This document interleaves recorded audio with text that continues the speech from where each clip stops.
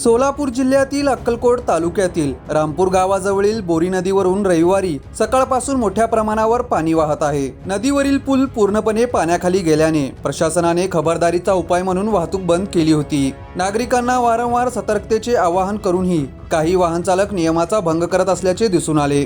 दरम्यान एका ट्रक चालकाने धोका पत्करत पूल ओलांडण्याचा प्रयत्न केला, मात्र प्रचंड वेगाने वाहणाऱ्या पाण्याच्या प्रवाहात ट्रक अडकून पडला। सुदैवाने मोठा अनर्थ टळला असला तरी या प्रकारामुळे परिसरात भीतीचे वातावरण निर्माण झाले आहे। ट्रक अडकल्यामुळे वाहतूक व्यवस्थेत अडथळा निर्माण झाला असून पुलावरील व आजूबाजूच्या परिसरात मोठी गर्दी झाली। यावेळी घटनास्थळी स्थानिक ग्रामस्थांनी धाव घेत ट्रक चालकाला सुरक्षित बाहेर काढले। प्रशासनाकडून तात्काळ क्रेन आणि अन्य यंत्रणा मागून ट्रक बाहेर काढण्याचे काम सुरू करण्यात आले आहे। पोलिसांनी नागरिकांना सतत सतर्क राहण्याचे आणि पूल व नाल्यावरील प्रवाह सुरू असताना त्यातून जाण्याचा प्रयत्न करू नये असे आवाहन केले आहे।